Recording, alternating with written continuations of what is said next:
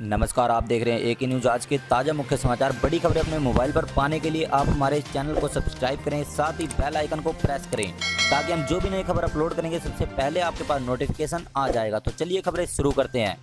पहली खबर, SCC banking और रेलवे के लिए नहीं देनी होगी अलग अलग परीक्षा, एक ही टेस्ट से पाए सिलेक्शन।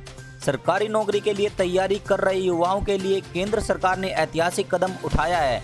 सरकार ने राष्ट्रीय भर्ती एजेंसी को मंजूरी दे दी है, जिसके तहत अब युवाओं को केंद्र की सरकारी नौकरियों के लिए अलग अलग परीक्षा नहीं देनी होगी, बल्कि इसके लिए सामान्य योग्यता परीक्षा ली जाएगी, जिससे देश के करोड़ों युवाओं को फायदा मिलेगा। केंद्रीय मंत्री प्रकाश जावड़ेकर ने बुधवार को कहा कि आज कैबिनेट की बैठक में राष्ट्रीय भर्ती एजेंसी का गठन का ऐतिहासिक फैसला लिया गया है। आइए जानते हैं सरकार के इस फैसले के क्या मायने हैं और किन्हें इसका फायदा मिलेगा। क्या है सरकार का फैसला? तो चलिए, दरअसल पहले सरकारी नौकरी के लिए युवाओं को कई परीक्षाएं देनी पड़ती थी। इसे समाप्त करने के लिए सरकार राष्ट्रीय भर्ती संस्था की स्थापना करेगी। प्रकाश जावड़ेकर ने कहा कि राष्ट्रीय भर्ती संस्था कॉमन एलिजिबिलिटी टेस्ट लेगी, जिसका करोड़ों युवाओं को फायदा मिलेगा। इस फैसले के बाद रेलवे, बैंकिंग और एससीसी की परीक्षा के लिए अलग अलग परीक्षा देने की जरूरत नहीं पड़ेगी। इन तीनों के लिए एक ही एजेंसी बनाई जाएगी, एक ही आवेदन, एक ही शुल्क और एक ही परीक्षा होगी। इस परीक्षा का स्कोर 3 साल के लिए मान्य होगा। अभी तक केवल 2 भाषाओं में ही परीक्षा देने की इजाज़त थी, लेकिन इसके जरिए परीक्षार्थी 12 भाषाओं में परीक्षा दे सकते हैं। तो चलिए लेकर चलते हैं अगली बड़ी खबर की ओर। कोरोना को लेकर हुआ बड़ा खुलासा।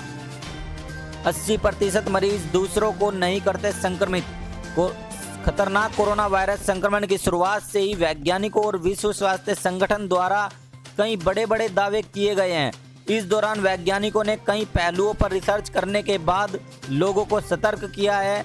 एक ऐसी ही रिसर्च अमेरिका में भी हुई है, जिसके अनुसार वैज्ञानिकों ने दावा किया कि जानलेवा कोरोना वायरस से संक्रमित 80% मरीज संपर्क में आए दूसरे लोगों को संक्रमित नहीं करते।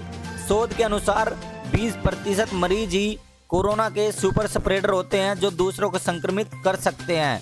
तो चलिए अगली खबर की ओर लेकर चलते हैं। 1000 साल को सोचकर हो रहा राम मंदिर का निर्माण, बनने में लगेगा इतना समय।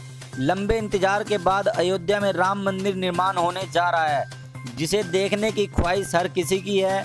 ये सपना साकार भी हो सकता है। राम जन्मभूमि तीर्थ क्षेत्र न्याय के अध्यक्ष चंपत राय ने कहा कि हम ऐसे जगहों को चिन्हित कर रहे हैं जहां से देश की जनता अयोध्या पहुंचकर मंदिर बनते हुए देख सकेगी।